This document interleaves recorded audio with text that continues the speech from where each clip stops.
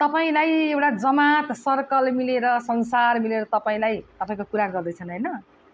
तपाईलाई लडाउनको लागि, तपाईलाई नष्ट गर्नको लागि, तपाईलाई अपमान गर्नको लागि, तपाईलाई बर्बाद गर्नको लागि पुरै सञ्जाल लागेको छन्, हो कि होइन? हो। घर परिवार पनि मिलेका होलान् अझ, हैन? कि तपाईका बेस्ट फ्रेन्डहरू पनि मिलेका होलान्, हैन? सबै मिलेका होलान्। हिजो तिमी बिना त हामी बाँच्नै सक्दैनौँ, तिमी नभए भने त हाम्रो ग्रुपमा त उज्यालो हुँदैन भन्ने पनि लागेको होलान्, हैन? छन्, मलाई थाहा छ। यो कुरा मलाई राम्रोसँग थाहा छ। ती सबै लागेका छन्, हैन? तपाईलाई एक्लै बनाइराखेका छन्। तपाईँ जानुभयो भने त्यहाँनिर तपाईलाई इग्नोर गरिराखेका छन्, मुन्टो टाउको निहुराइराखेका छन्।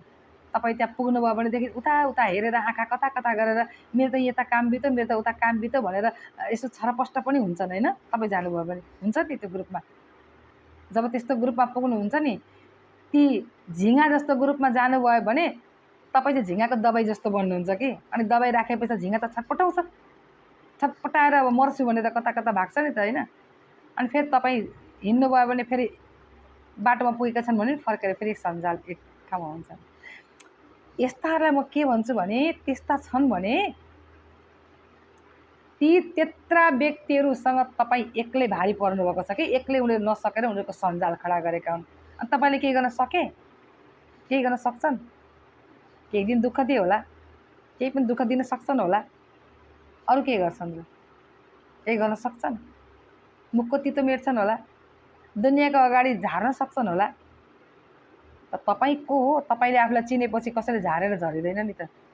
तपाईले आफ्नो किरदार, जुन आफ्नो भित्रको किरदार चाहिँ तपाईँको साफ हुनुपर्छ, चिन्नुपर्छ।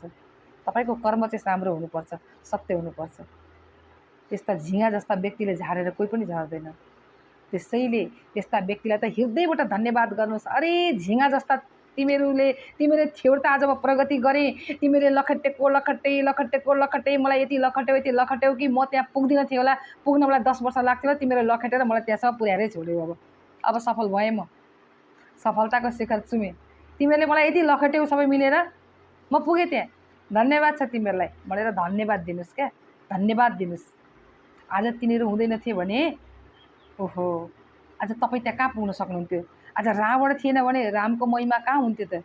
आज कंस थिएन भने श्रीकृष्णको महिमा कहाँ हुन्थ्यो त? पुतना थिएन भने भगवान् श्रीकृष्णलाई कसले भगवान् भन्थ्यो होला त? एक मानव भन्थ्यो होला, अर्कै तरिकाले चिनिनु पर्थ्यो होला। यिनी दुष्ट थिएर त सज्जनको पहिचान हुन्छ। दुष्ट त चाहिन्छ नि, त्यसैले त भगवान्ले पनि दुष्ट बनाउनुहुन्छ त। दुष्ट भगवान्ले चाहिएरै बनाएको, नभए अल्छी भइन्छ नि त। भोलि जाउँला, भोलि गरौँला भन्ने हुन्छ। उनीहरूले जोस दिइराखेका हुन्छन्, त गर्न सक्छस् र, त्यसले के गर्छ र, त्यसले के गर्छ र, त्यो को हो र, छ्या भनेर तपाईँलाई गिराइराखेका हुन्छ। तपाईँले झन् इगो आउँछ भित्रबाट, ए मलाई यसो भन्ने पख म गरेर देखाउँछु भनेर तपाईँलाई अझ जाँगर। उनीहरूले चाहिँ जाँगर ल्याउने काम गर्ने, तपाईँ एन्टिबायोटिक हुन् क्या तिनीहरू तपाईँहरूका। किन त्यसरी हेर्नुहोस् क्या, धन्यवाद दिनुहोस् तिनीहरूलाई। धन्यवाद छ तिमीलाई, धन्य हो धन्य हो।